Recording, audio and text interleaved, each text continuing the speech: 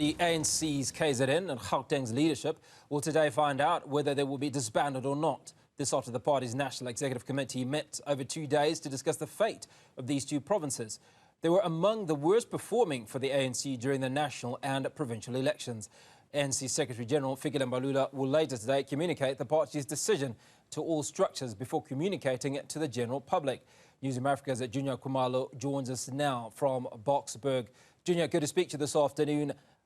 What are some of the factors, some of the issues that are likely to be discussed or considered in this ANC meeting that is currently underway?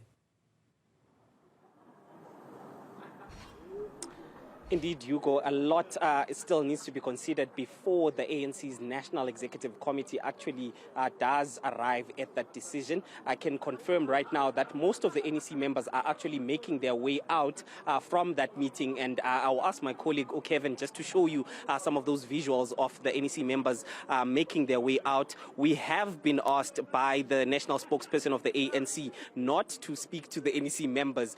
We will be getting an update from herself as well as the ANC National Secretary General Fikile Mbalula when he does give us that update.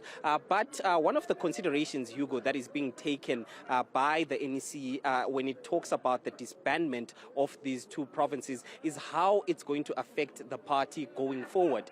Some NEC members, we understand, that have already taken to the podium and addressed this matter have already been vocal about how the Gauteng ANC has been very vocal and against this government of national unity. So should they then be removed from their positions, how does this affect the government of national unity? Will this then give them more of a platform to talk negatively about the government of national unity and therefore putting at risk this agreement that the ANC has received with some of these other parties, 9 parties?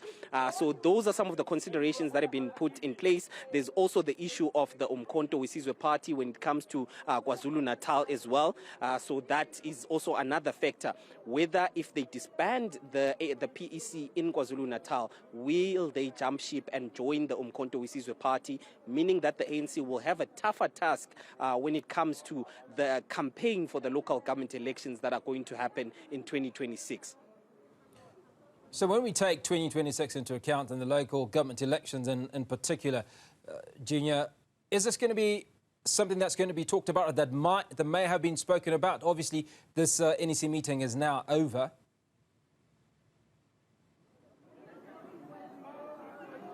Indeed, Hugo. So the NEC meeting is going to continue after lunch. They are still expected to discuss this issue because the agreement, the decision here has not yet been taken. There have been discussions on whether to disband or not. So there are about 87 members that are in this meeting, most of which are going to be given an opportunity to air their views on the decision. So they are going to continue. We understand that over half the individuals in that meeting have already expressed their view. But coming to the 2026 local government elections, that has been front and center of this discussion.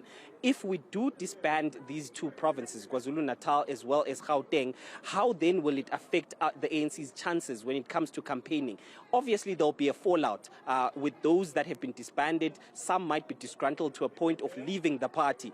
Then the party must bring in some veterans from the ANC to go to these provinces and try and strengthen, especially the branches which have been identified to be in a state of weakness when it comes to the ANC. Which veterans are going to be then identified and put in place to then do that groundwork of building the branches of the ANC. So those are the things that have been outlined by some of these NEC members. We understand that some NEC members have also been told that they themselves were not on the ground when this campaigning was happening for last year's elections.